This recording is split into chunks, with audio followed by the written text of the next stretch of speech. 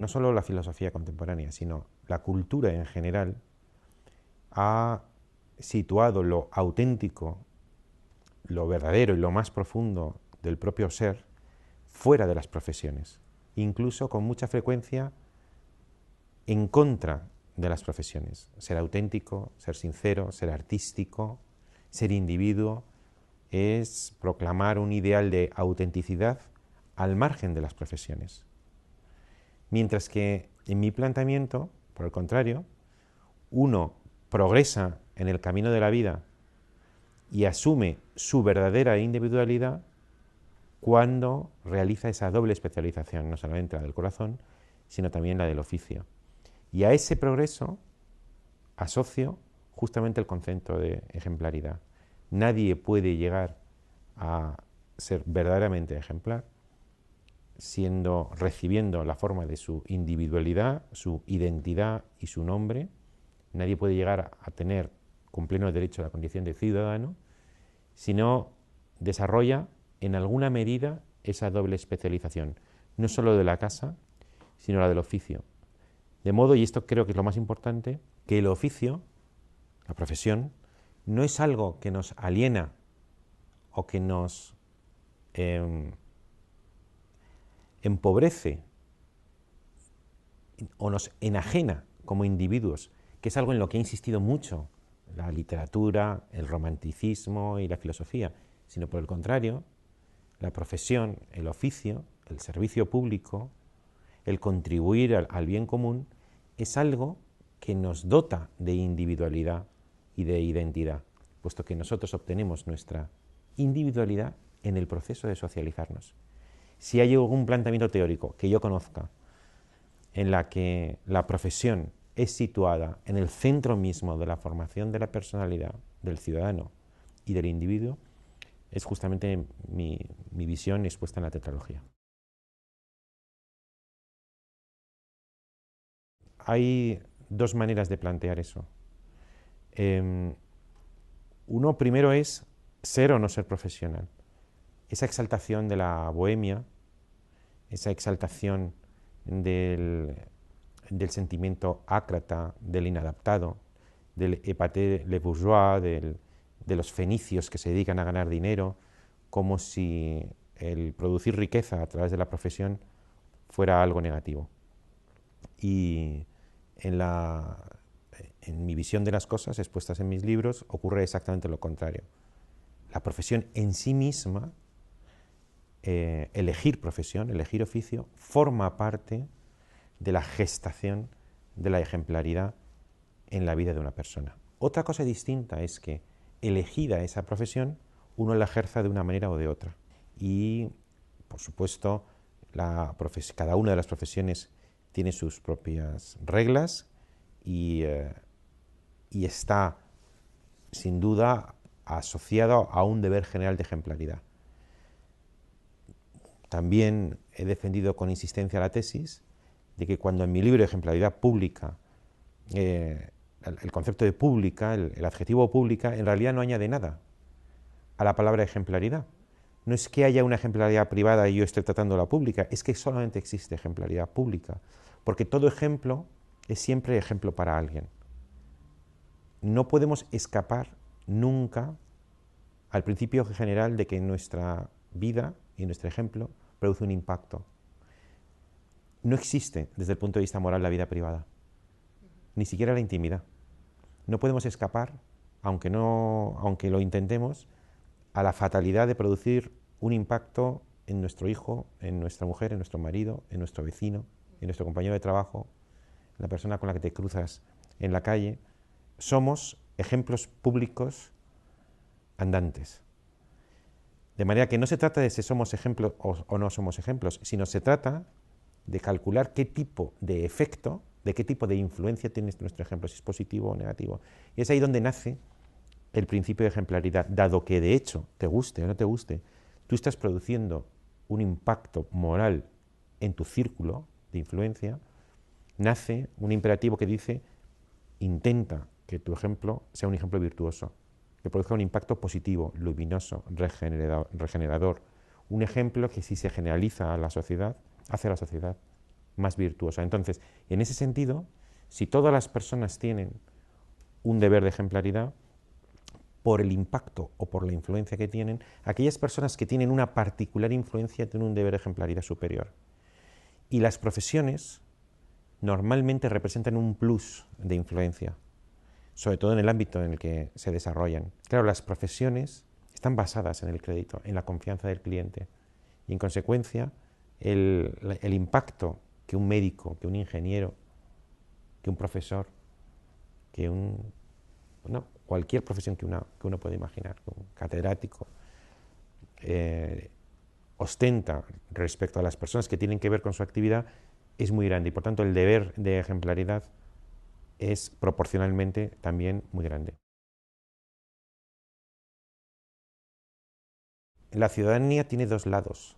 Hay una ciudadanía jurídica, que es aquella atribución de derechos, normalmente por una Carta Magna, que te atribuye, como digo, me gusta a mí hablar, cuando hablamos de los derechos fundamentales, de una dignidad resistente al interés general. El interés particular cede al interés general, es decir, mi interés es menos importante que el interés de toda la colectividad, pero la colectividad entera debe ceder ante mi derecho fundamental. El derecho particular cede ante el general y el general cede ante el derecho fundamental. El individuo que es resistente a todo, incluso al bien común, incluso al interés general.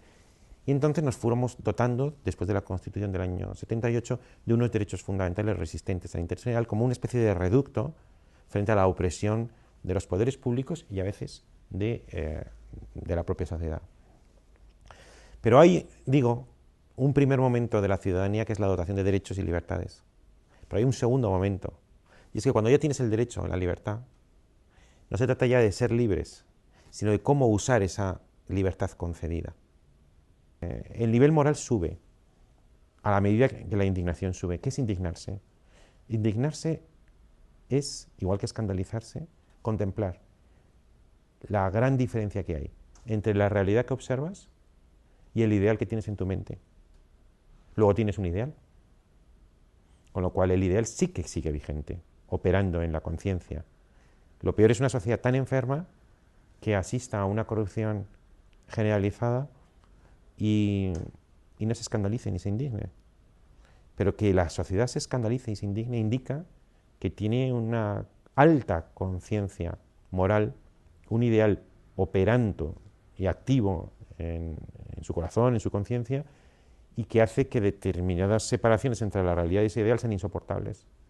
Y entonces generan movimientos de indignación que va a redundar finalmente en una cierta elevación de la temperatura moral de este país. La función de la educación en el colegio, en los institutos y luego en la universidad es doble. Primero es la de crear profesionales. Uno debería salir del instituto y después de la universidad siendo un buen profesional, dominando con maestría las reglas de un determinado arte, de una determinada profesión. Entonces, ojalá de la universidad salga un buen profesional, un buen médico, un buen ingeniero, un buen abogado, un buen veterinario o un buen, universidad o formación profesional, un buen fresador o un buen trabajador en un taller o tantas cosas, profesiones y oficios, que están destinados a proporcionar bienes a la sociedad por la que a ti te retribuyen dinero. Y el principio es un buen trabajo que produzca rendimiento. Rendimiento social y para ti dinero con el que ganarte la vida. Pero la segunda función de la educación, que no es contradictoria pero que sí está en tensión con la primera, no es la de formar profesionales, sino es la de despertar al ciudadano a la conciencia de su dignidad. Una dignidad que es resistente a todo, incluido la productividad y la rentabilidad de las profesiones. Entonces tenemos que ser, saliendo de la universidad y del instituto, personas muy profesionales y muy rentables en nuestra profesión y nuestro oficio, y al mismo tiempo ciudadanos muy conscientes de nuestra dignidad por encima de la rentabilidad y la productividad de las profesiones. Al mismo tiempo ciudadanos dotados de dignidad y buenos profesionales capaces de rendir y dar un servicio y dar una prestación. Y la formación completa de un individuo, de un ciudadano, es la combinación de ambas cosas. Ser capaz de ser productivo, pero ser capaz de preservar la dignidad que te hace a lo mejor ser menos productivo en determinado momento, porque te lo impide tu dignidad. Una persona como yo, que se ha esforzado en sus libros por presentar la profesión como un elemento esencial en la determinación de la personalidad, en la configuración del ciudadano, e incluso como el elemento integrador de lo humano en general, frente a la visión común dentro de la filosofía y de la cultura, de que las profesiones son alguna manera de alienación, de enajenación, de privación, de empobrecimiento personal, de venta de tu propia alma al dinero o a la sociedad o al rendimiento, y asociando incluso la profesión al ideal de la ejemplaridad, pienso que hay una cierta armonía entre lo que el premio trata de fomentar y el propio pensamiento que desarrollo en mis libros. Y luego, adicionalmente, puedo añadir que siendo como soy, o por lo menos como yo me considero un hombre de vocación literaria muy radical, sin embargo, he vivido esa vocación como plenamente compatible con la profesión. Hice una carrera, luego hice filología, luego hice derecho, luego hice las oposiciones del Consejo de Estado, donde serví durante 15 años, luego empecé a trabajar aquí en la Fundación, hubo un tiempo que lo compatibilicé, y el trabajo profesional, intentar hacer una obra bien hecha, profesionalmente buena, nunca lo he sentido incompatible con un desarrollo de algo que le precede y hasta cierto punto es más intenso, como es la vocación. Pero a diferencia de la mentalidad romántica que suele concebir la vocación como contrapuesta a la profesión, yo he sentido que la profesión me fecunda y me enriquece como ciudadano y además es perfectamente compatible con la vocación que era anterior al desarrollo de la profesión, con lo cual en mi propia vida he vivido positivamente la profesión, aun siendo un hombre de vocación, y en mi trabajo he tratado de presentar la profesión bajo una luz positiva y como elemento integrador y esencial en la formación de la personalidad y del individuo.